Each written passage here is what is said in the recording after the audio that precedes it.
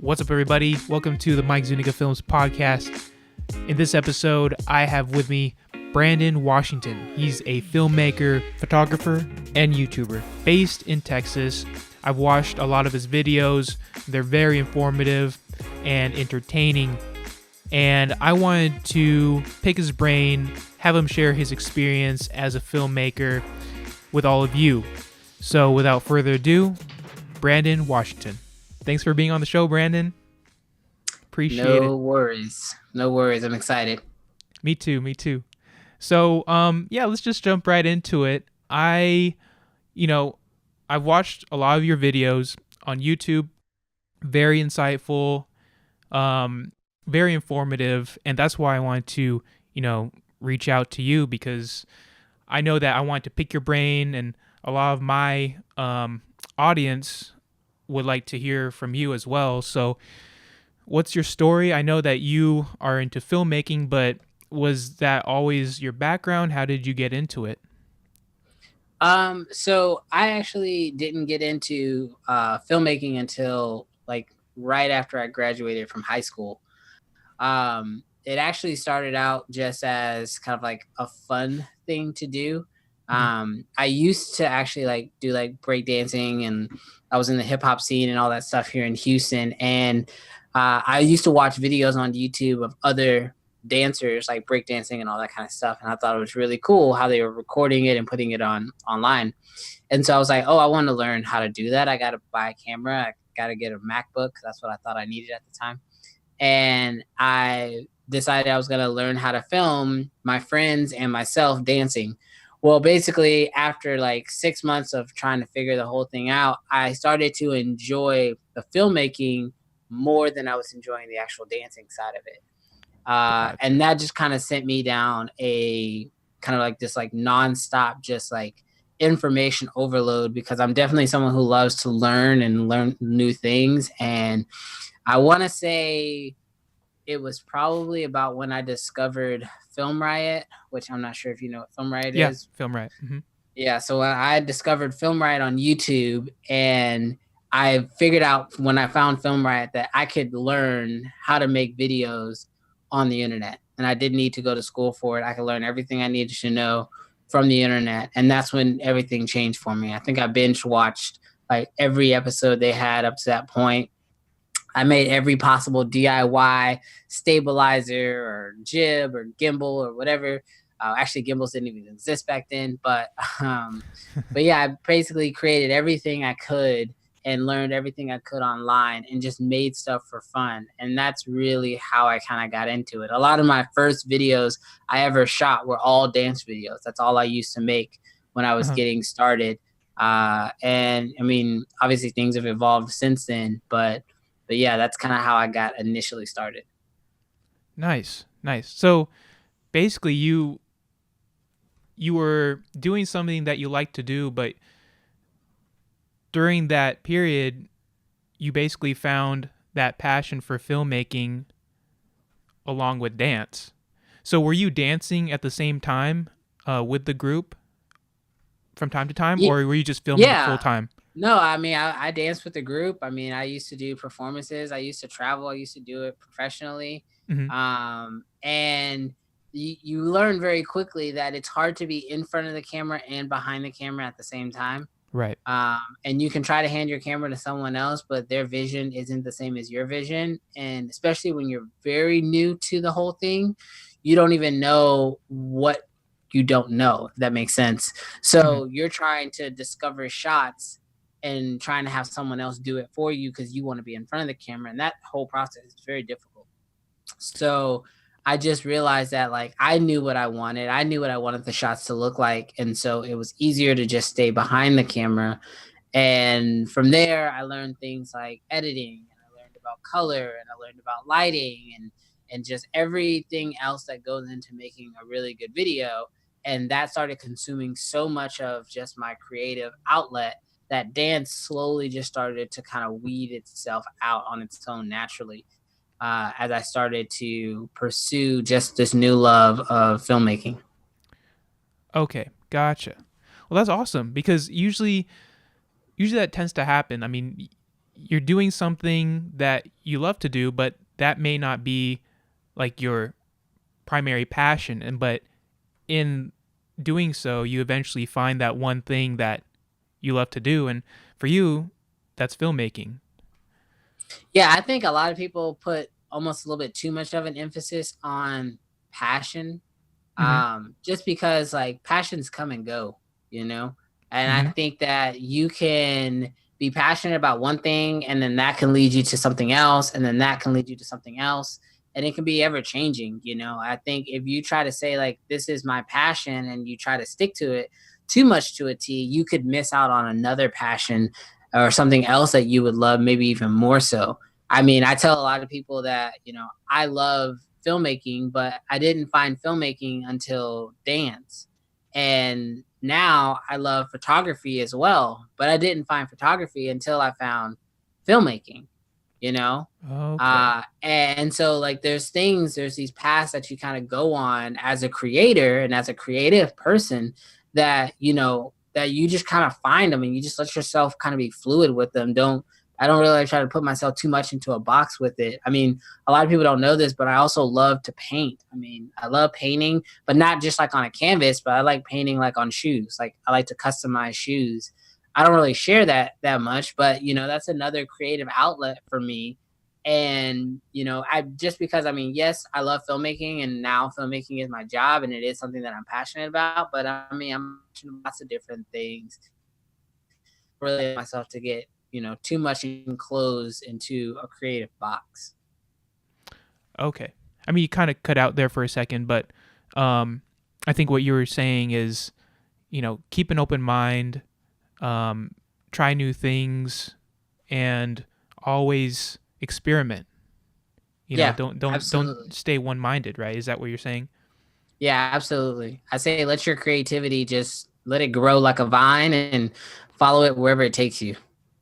Awesome. That's great advice. That's great advice. Because from what I noticed, you know, sometimes you tend to stick to one thing that the next best thing might be right next to you, might be right in front of you.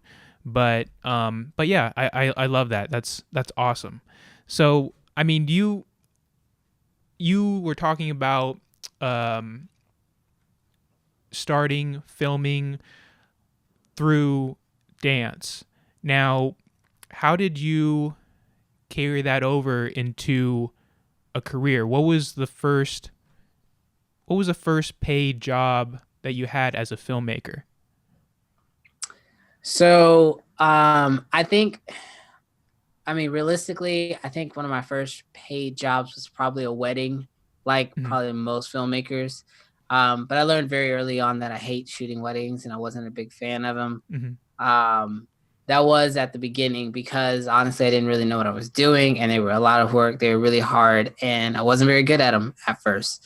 And now, in my opinion, like, back then I thought that was the only way a filmmaker could make money.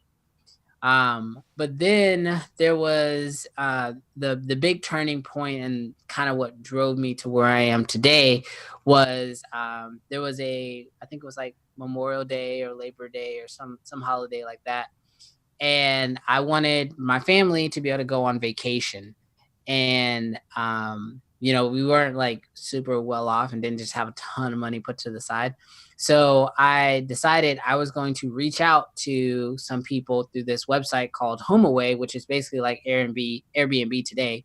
Mm-hmm. And I just started reaching out to people and I was just like, hey, can I come and take video of your house that you can use to market your listing? Mm-hmm. And in exchange, let us come stay at your place for free. Just a way to kind of save some money on the vacation. Right. And one of the people I reached out to was like, this is a great idea. I love this, but I have 4 properties. Can you and your family come stay for a week? And can you shoot all 4 properties? Wow. And it turned out to be like this awesome experience. It honestly only took me like 2 days to shoot the 4 properties, Mm-hmm. but then we were able to stay at whatever property we wanted to over the course of that weekend and the rest of that week. And that changed everything because from there I came back, after vacation, made the videos, posted them on Facebook, And, immediately I had real estate agents saying, how do I get this? How do I hire you? I want to have you come do this for my property. And I quickly realized that there was value to my videos. Um, and that basically, like, that kind of changed everything for me, because from at that point, before then, I didn't realize why people would pay a videographer. Like, why Mhm. would you pay someone to make a video? Like, you're just doing this for fun. Like, I Mhm. only did it for fun, but I realized that there was value in video. And the value that I found was to other companies and how they could use video to market themselves or market their product, or in this case, their houses. And that's basically kind of what changed everything for me, was that moment when I was able to go and do that listing in exchange for a free vacation.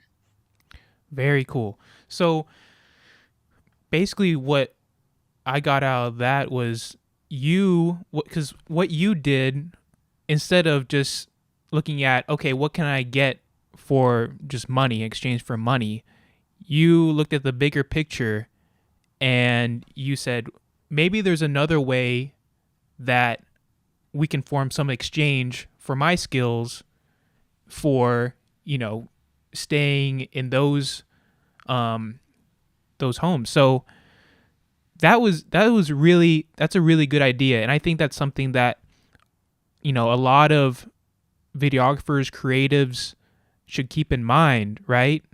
Because there's different avenues to start out. Yeah, I mean, the way I look at it, especially if you're early on and you're a beginner, a lot of videographers have this notion that they shouldn't work for free, which, I mean, when you're first starting out, you got to build a resume. You got to build, it's just like an internship. Like anybody else, when they go to school, they got to get internships. But when you are starting off as a videographer, you probably going to do a couple jobs for free. But if you want to get, really smart about it, so that way it's not a total loss to you and your time, you know, people like to, offer up deals all the time. I mean, I've shot from, when I was first starting out, I shot, events and got access to events for free, or if I wanted to shoot a concert and get, shoot for one artist, but then I had access to the entire concert for the rest of the evening to see the headliner, then Mhm. I got that access. You get backstage passes or whatever. There's a lot of different avenues, and there's a lot of value that your video can bring. Mhm. The only thing I say is that when you're looking for those things, make sure you pick something that actually holds some value to you, so that way you feel like you are getting something out of it. But I mean, I do something similar at my gym. Like, I shoot for a gym, and in exchange for a discount on the videos that I do for them, they gave me a membership. Now, Nice. that's, my membership should cost like 100 and some odd dollars a month, but I don't pay that. My wife works out at the same gym as I do. Mhm. It's a value for the entire family, and I look at that as, not, you don't always have to think about money coming in. You can also be thinking about money saved, because money saved holds the same value, especially if that was going to be money going out either way. Wow, that's awesome. Yeah, there's a lot of different avenues, and like you said, it's important to keep that in mind. The money saved aspect is very very cool, very interesting. Now, um, want to backtrack just a little bit because I know you said you started out with weddings. I also started out doing weddings, and I think that's a great learning experience, whether you end up not doing it later on or you continue doing it in your filmmaking career. I mean, what is like, because I made a bunch of mistakes, and I'm sure you did too, especially when you start out, right? I mean, Yeah. what are some of the things that you learned filming weddings that later on helped you filming now? Contracts are extremely important. And get your money early and upfront. I got burned in multiple weddings, two weddings in particular. Um, got burned for not having contracts, and expecting people to do the right thing. And unfortunately, we live in a world where people sometimes don't do the right thing. And coming out, putting in full days time, telling them exactly what they're going to get. And then they either didn't want to pay like at all in one situation, Wow. because I guess the money got spent up somewhere else and they just didn't want to tell me until we were done. Or in the other one, having, a client who's asking for more, and saying, I'm not going to pay until I get this and I get that. And I learned that, contracts are a sign of maturity and a sign of, I mean, not only does it protect you legally, but people don't tend to mess with you or try to mess over you when you come to the table with a contract. Mhm. Also, very clearly what's expected of you, and it can hold you to accountable as well. I'm never going to sit back and say that I was perfect when I was first getting started. Um, but little things that you can have in your contract can definitely save you a lot of headaches. And I learned those the hard way. I look back on it now and I say, that was a couple $1,000 lesson that I learned. But would I would easily, if let's say that didn't happen, I would have probably ended up paying more for that lesson later on. Um, Mm. so it was definitely worth the lesson back then. I mean, obviously, if you'd have asked me on that day, I was livid and I was, I was very upset about the whole situation. But now, as Mhm. someone who's older and who has a business that's more established, I look at that as, $1,000 lesson or a $2,000 lesson and say it was worth it. It was worth the price because I made that mistake. Like I said, it happened to me twice. One wasn't as bad as the other, but lessons, and I haven't had to deal with those anymore. So Awesome. I mean, you kind of broke up there, but um, yeah, basically it's good to, even if you make mistakes, it's good to do them early and learn from them. I mean, would you say so? yeah, I mean, the truth is as filmmakers, we're gonna constantly make mistakes. Things are always gonna change. Like I mentioned earlier, when I first got started, gimbals didn't exist. So, I have sliders, I have a jib, which I don't even know if people even use jibs anymore because now gimbals can do what jibs could do. Hmm. And, there's certain mistakes that you'll make, like buying gear that you think is a good buy and you don't realize it.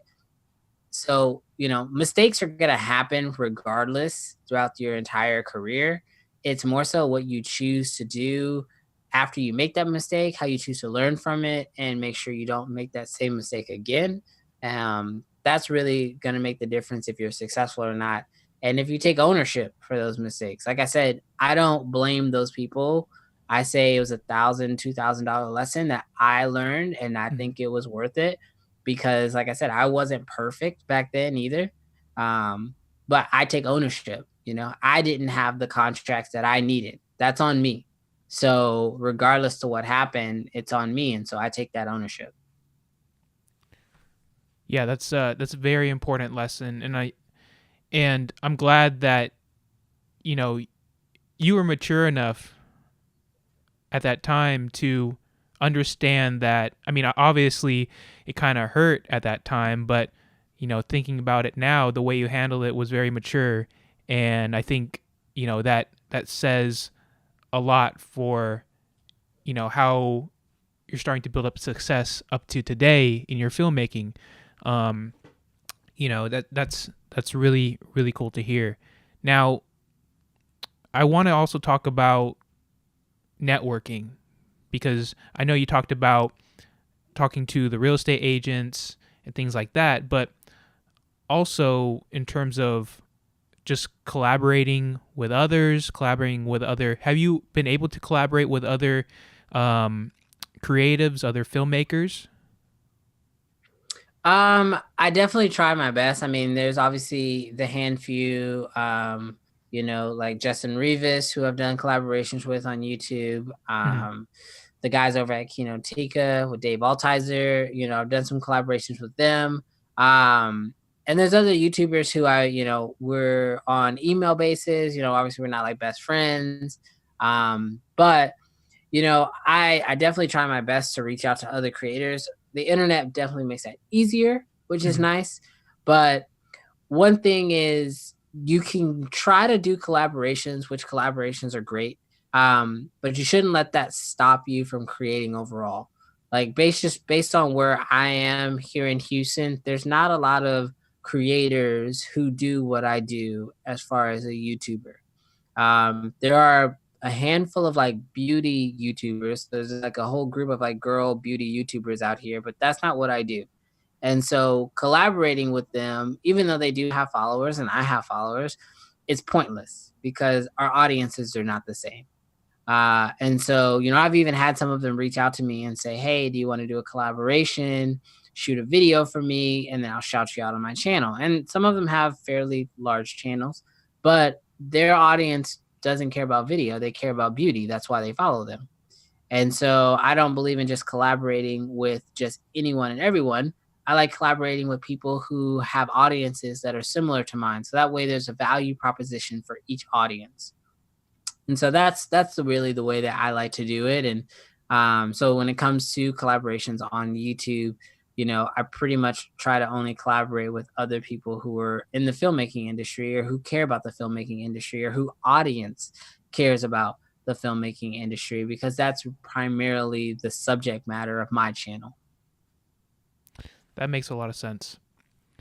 How about networking for business? In terms of right now, how do you advertise? How do you network to get more clients?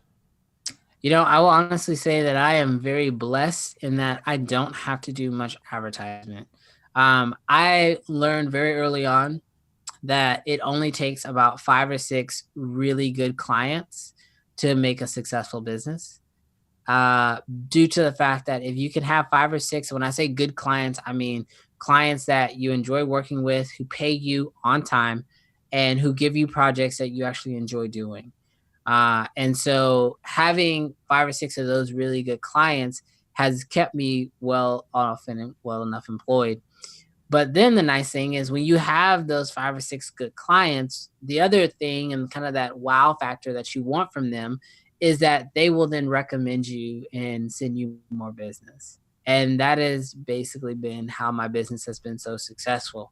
It comes from doing great work for a handful of people, and then they tell more people. My advertisements are the videos that I complete for my clients, because then they tell their friend who's also a real estate agent, or they tell their friend who's a business owner. Because the one thing I learned is that like-minded people run together. And so if you are going after, let's say, a gym owner, for example, gym owners typically talk to other gym owners or other business owners. Real estate agents normally talk to other real estate agents. And so when they see, their friend doing something brand new in the video world, they like it. They're going to ask them, hey, who did that video for you?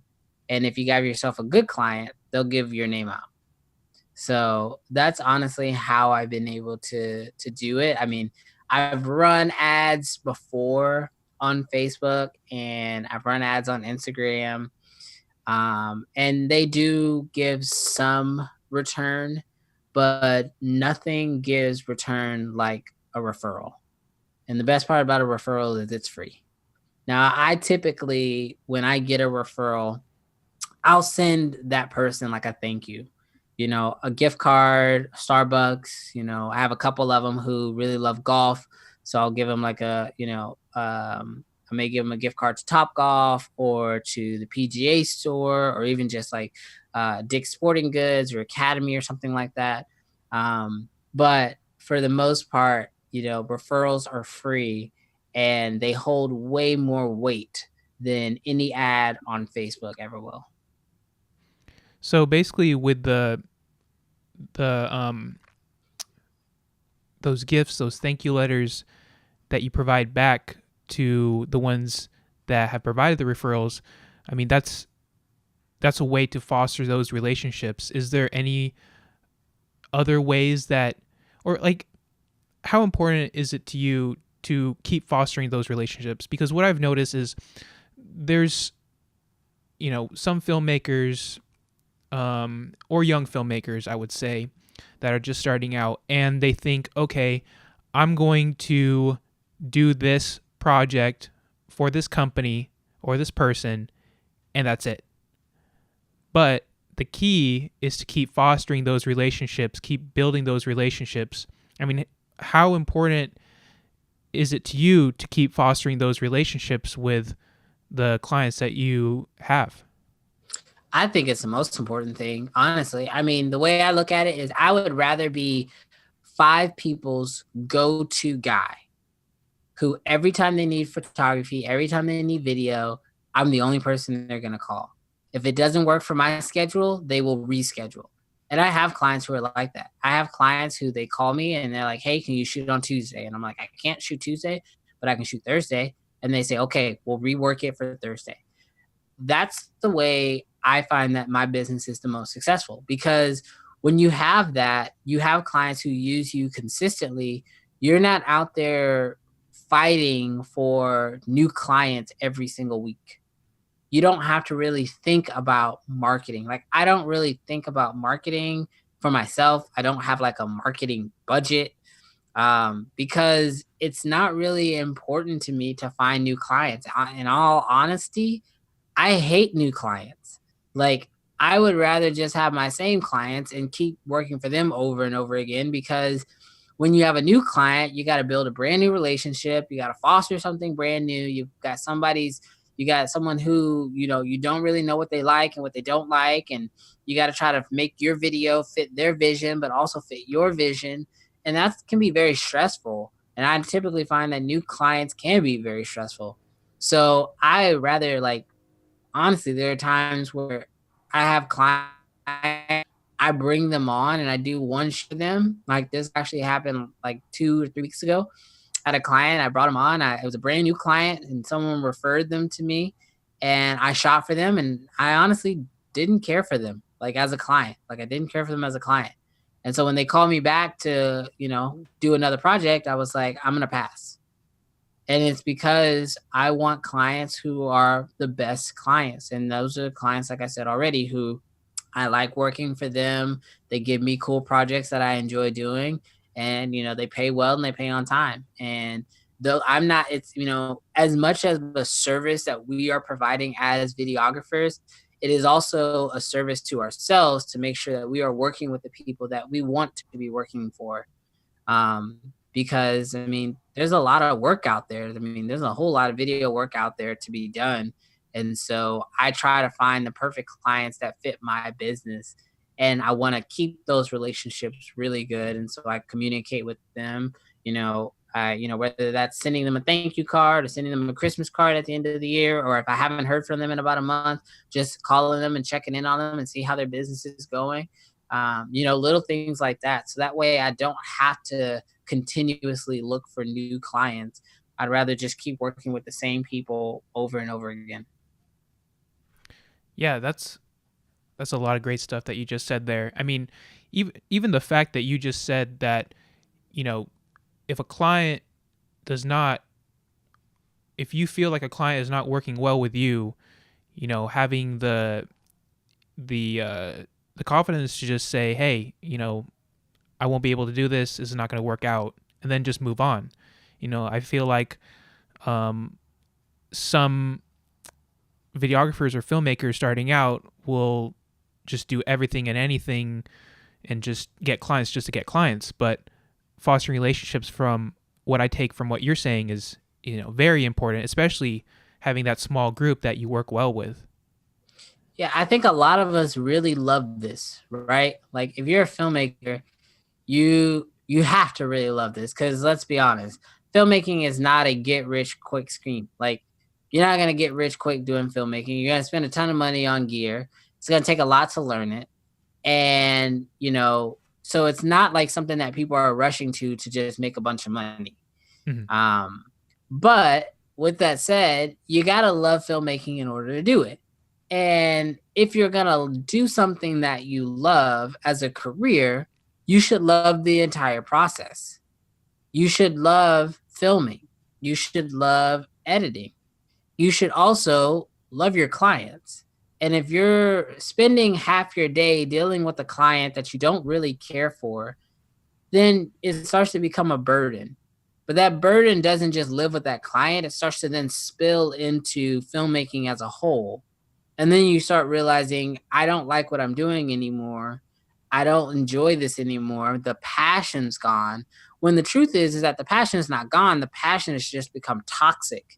And sometimes it's toxic because of a bad client.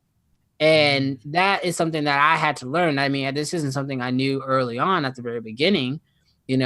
It can become toxic because of a bad client. And just to kind of go full circle, I mentioned at the beginning that when I first started doing weddings, I hated them, right? Now I do about maybe 5 to 6 weddings a year, but I'm very picky about the weddings that I take. I typically only will take a wedding if somebody I know refers me and they're going to be at the wedding. And that's because I learned that it wasn't shooting weddings that I hated.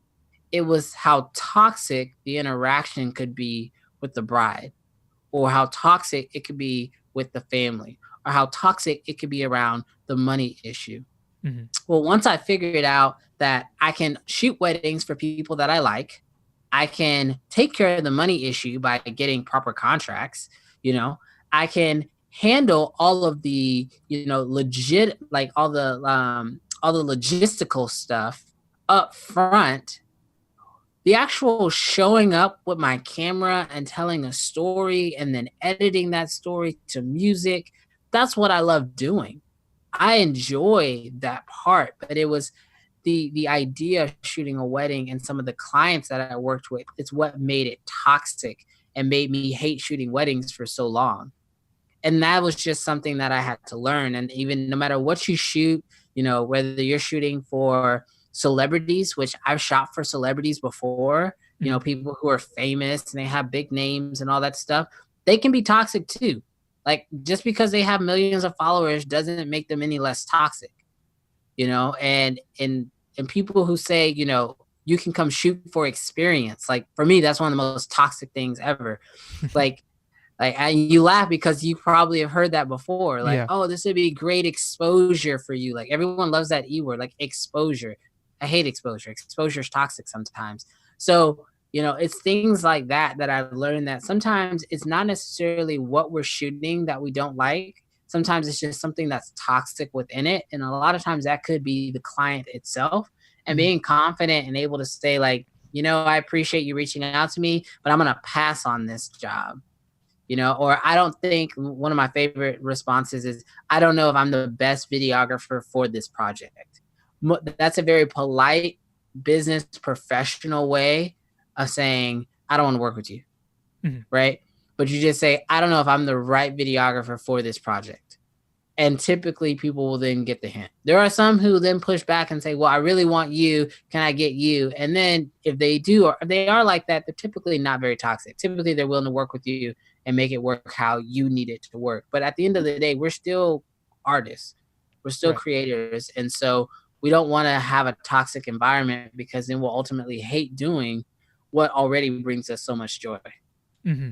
That's true. I mean, as much as, filmmaking and making videos is an art, doing it's also, you're in the people business as well. I mean, would you agree?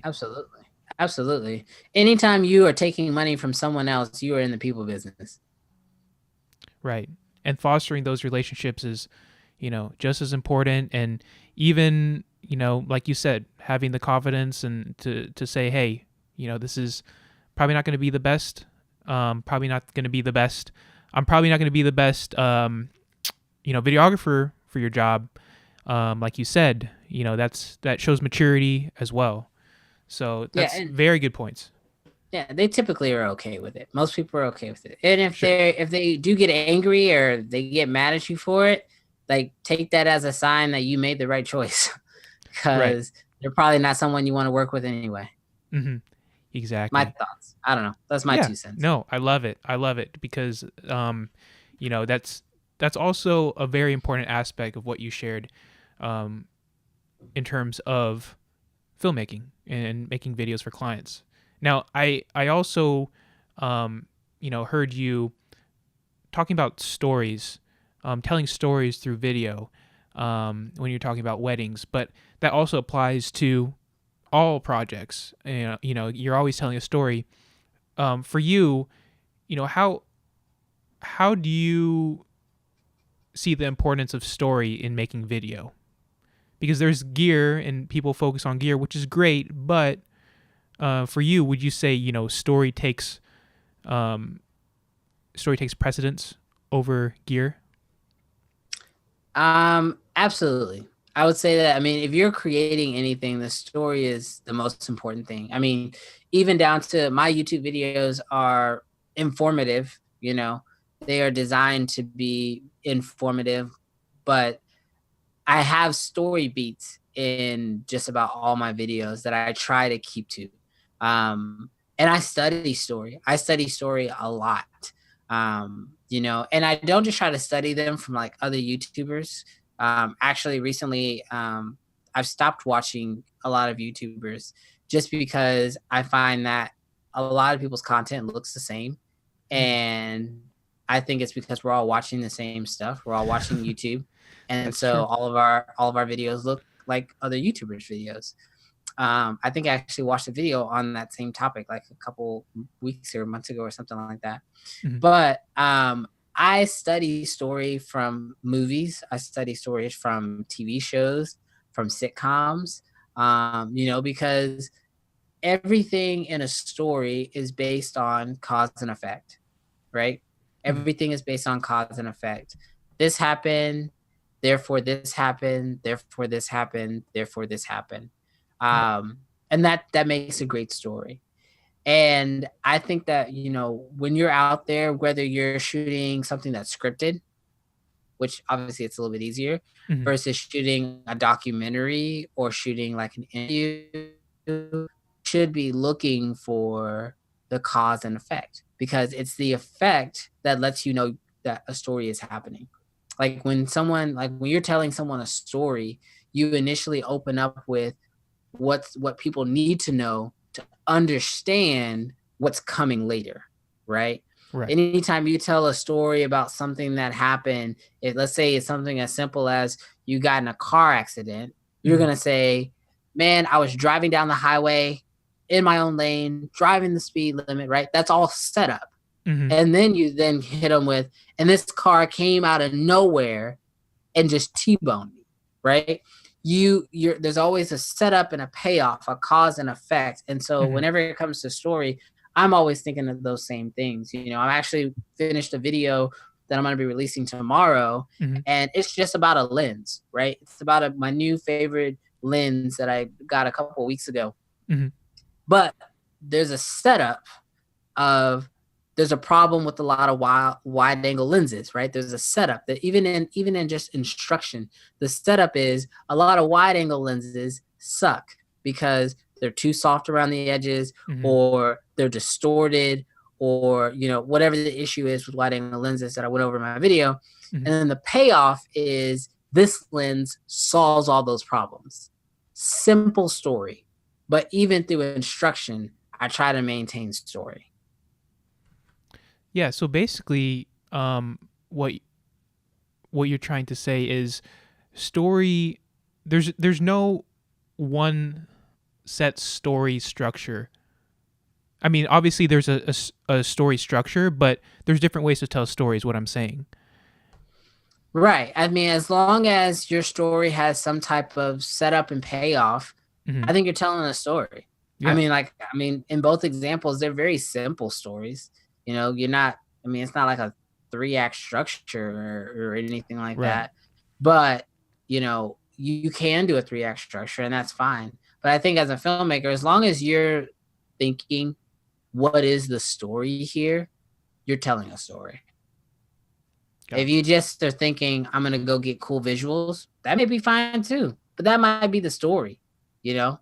The story might be, we're gonna go and get some sick visuals. And then the Hmm. payoff is, did you get sick visuals? Like it could be as simple as that. But as Yeah. long as you're thinking, what is the story, you're gonna probably be telling somewhat of a story. Gotcha. That makes sense. That makes a lot of sense. So, touching upon YouTube. Now, before this, I know you said that your parents are teachers Hmm. and you really enjoy teaching as well. How did your parents influence you in your teaching, and how did you carry that over into YouTube? So when my parents were teachers, I never thought I wanted to teach. I actually hated school. Absolutely, I still hate school. Um, but the internet is different.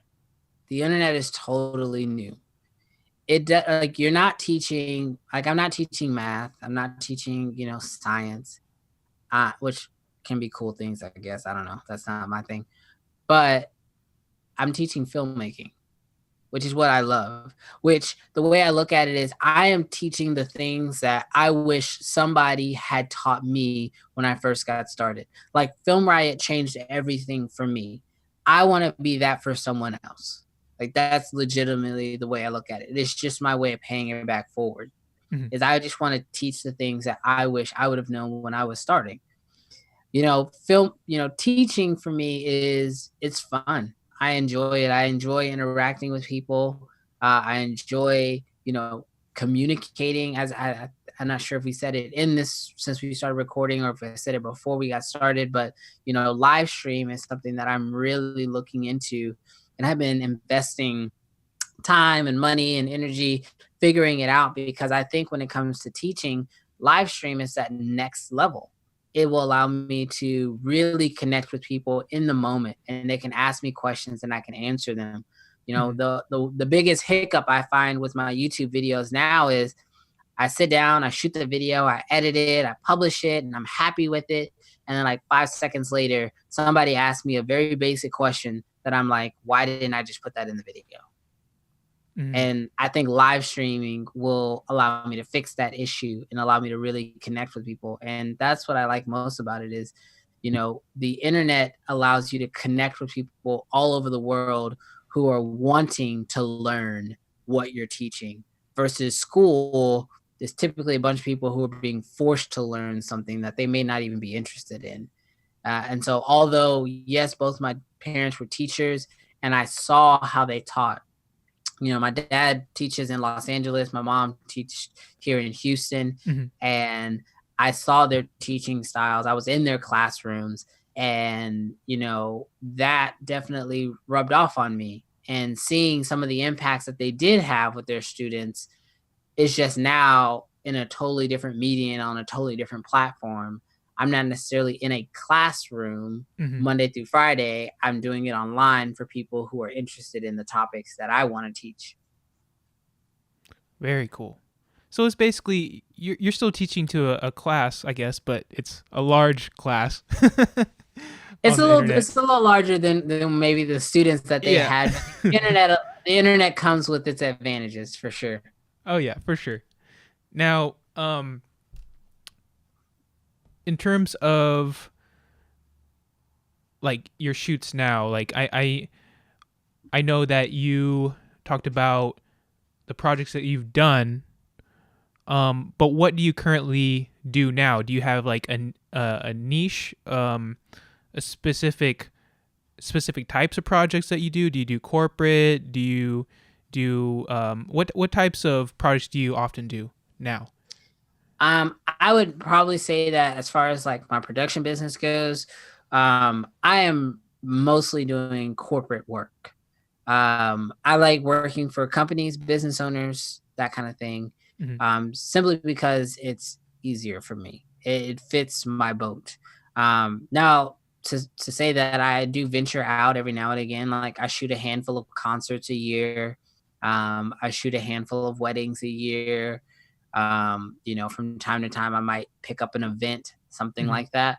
But the primary business that I'm doing is mostly commercial type work, working directly with business owners, whether they are restaurant owners or they are real estate agents or, they own a legal firm.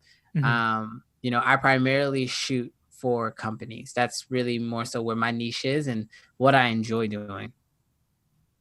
Very cool.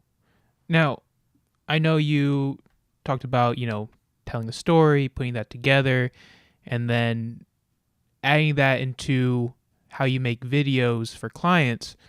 But also to that, the tools to create those pieces of art, those videos for your clients, you need gear.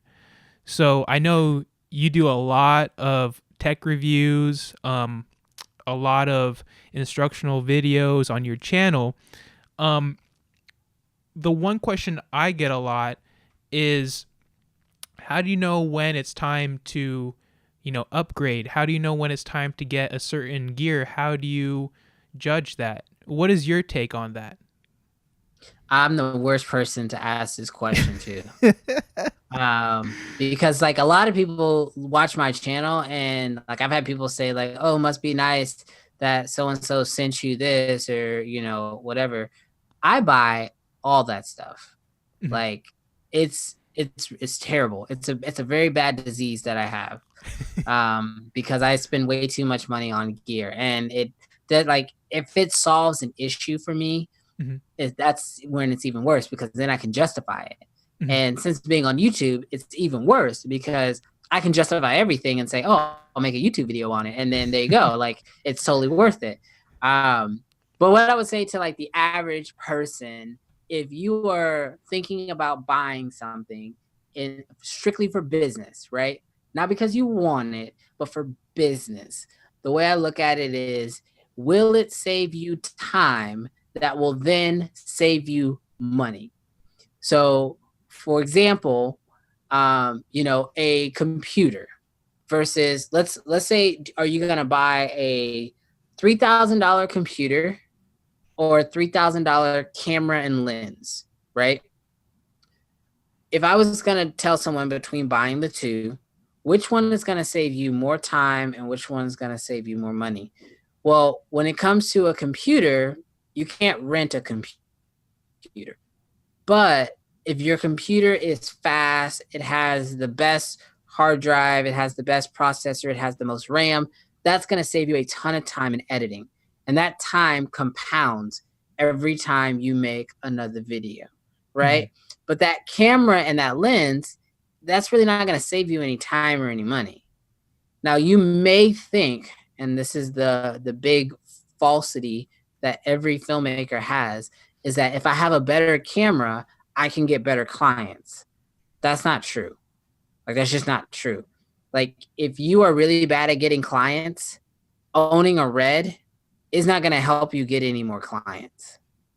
Like because if you're not good at shopping out yourself already, having a better camera is not going to make you any better at shopping your stuff out. You may be able to run around saying, "Hey, I own a Red. Hey, I own a Red," but no one's going to care until you tell them what you can do with it. Mhm. So I think that when it comes to buying gear, it should be about what's going to save you time, which then ultimately saves you money. Because as a filmmaker, our time is the most valuable thing we have. Because we use our time to be creative. We use our time to edit. We use our time to actually make what makes us money. But our time is also valuable when it comes to spending time with our families, being able to Right. use that time outside. So if you have to spend 4 hours on a video because your computer takes forever to process it, to edit it, or you could spend $3,000 and get that video done in 2 hours instead of four, that's worth it to me. That's absolutely worth it. After you have the basic necessities that you need, a camera, some lenses, a computer, maybe a couple lights and some audio equipment. Once you have the basic necessities, then it just becomes, if you have the money and you want to upgrade, go Mhm. for it. I had a Mavic Pro. I saw the new one came out. I upgraded. I wanted it. I like the extra specs on it, and I could do that comfortably without hurting my business. You should never put yourself in the red. Obviously, you should never this is the other falsity. I Mhm. don't have any debt. I have absolutely zero debt. I have no credit cards. So everything I buy cash. And that really forces you to know if something is worth buying or not. I mean, I've had my eye on the Canon C200 Mhm. for a very long time, and I have the cash to buy it. But knowing that I'm going to give out, 7,000, 8,000, however much it is to get that camera makes me really think, what will having that camera really do for me? I'm not going to get any more clients. It's not really going to save me that much time. So are the benefits that I'm going to maybe get from them, are they going to really be worth me losing $7,000 in cash? And as of right now for me, they're not. So that's why I haven't bought it. So I think if for people who are buying gear, when you're buying it cash, it really forces you to think, is this really going to save me time or is it going to really save me money? And in most cases, if it's not, then it's not worth it. But if you have the cash and you want something, I'm all for it. I tell people, if you want it and you Mhm. know I'm buying this because I want it for no other reason than I want it, if you can be that honest with yourself and still buy it, go for it. Yeah, that advice is great. And I think, that's I'm glad that you touch upon all those, falsities because young filmmakers starting out, that's what they think. The gear will get them better clients or more clients, and trying to spend on something when you don't really have the money, and you're putting on credit, can lead you down a dark hole. So Yeah, that's you always wanna own the gear. You never want the gear to own you. I like that. And that's something that I mean, that's how I live my entire life. Like I said, I have no debt. I have no credit cards. I don't believe in debt. I don't like debt. I've had it in the past. I got out of it. And if you want to have a successful life and a life with a whole lot less stress, um, get rid of credit card debt immediately. Whatever that means, get rid of it. Trust me, you will thank me in the future. I'm just saying. Awesome. Now, we're hitting the home stretch now, so I just want to ask you, what's your why? Why do you continue to film? My why is my family. It's really that. I mean, I don't really have anything other than that, honestly. Like, I mean, I strive for what I strive for because of my family. I Mhm. mean, this isn't like a story that I've really told anyone before, but like me and my wife now, like we had our first son when I was 19, like super young, right? Mhm. And I had a decision to make at 19, which is right around the same time that we went on that vacation. Um, was that did I want to pursue filmmaking? Because it's a very expensive hobby. I mean, filmmaking as a hobby sucks just because it costs so much. I mean, the gear costs a lot, lenses cost a lot, lights cost a lot. Like you just can't do it as a hobby really the way I wanted to do it because it was going to cost so much money. Mhm. And I had to devote myself to a career path. I mean, at 19, I mean, I know a lot of people at 19, they just want to party, go to college, all that good stuff. I had responsibility. I had a kid. I had to take care of a kid. And so I had to decide, am I going to make filmmaking my life's work and really pursue it? Because I was at a point where I was either going to have to give it up or I was going to have to work really hard to make it happen. And I chose to work really hard to make it happen. Now my son is 6. I'm 26 or yeah, I'm 26. Mhm. And you know, 6 years later, it was the best decision I ever made. It was still very hard, It was a very hard decision to make, and it's been very hard to become successful at it, but it's worth it. Now I make my own schedule. My son plays T-ball. I can coach his T-ball team and make the practices at whatever time I want to make them because I don't have to worry about a boss telling me when I can and cannot get off work. Mhm. It was everything that I had to do and all the sacrifices that I had to make were worth it. And they all started from when my son was born and when that time happened in my life. And that is my why. On the days where I am exhausted and I am tired and I don't want to edit or I don't feel like taking extra gigs or whatever the case may be, my family is what drives me. They are what keeps me going, and they are what makes me, some days I come in, and I mean, let's face it, filmmaking is fun and it's a great job and I Mhm. love it, but some days are not the best days ever. Like, you're still going to have those days that are tough. You're still going to have those days where things maybe don't go right, or you may have a client that doesn't like your stuff and you have to fix it or whatever. Like, it's Mhm. not going to just be perfect every single day. But on those few days where things are not perfect and things aren't going the right way, I come home and I see my family and everything is fixed. And so that is absolutely my why. My why for life is just my family and the focus that my family brings to me. Yeah, thank you for sharing that. I like that. I like that a lot. That's something that you know you don't really see a lot because that's behind the scenes. That's and I'm glad that you said your family because that's something that's past filmmaking. It's something that's more. It's something that's special and close to your heart, and something that drives you to be a better father, be a better husband. And I'm glad that you shared that. Yeah, I think you have to root yourself in something that is bigger than you, because you will undoubtedly fail. I mean, we're all human, right? Hmm. We're all going to have bad days. We're all going to fail. And if our why is about us, when you fail, your why also fails, right? Because if your why is you, like, oh, if your why is, oh, I just love being super creative because it fills me with joy. Well, if your why is just you, unfortunately, those are the people who I typically see, and I'm not saying this is for everyone, but those are the people who I typically see who, when they start feel or they start to feel that they are failing, they spiral out of control because they have nothing else to latch on to. And when your why is bigger than you, if it's family, if it's, religion, if it's, a friendship, whatever it is, it could be, an organization or something.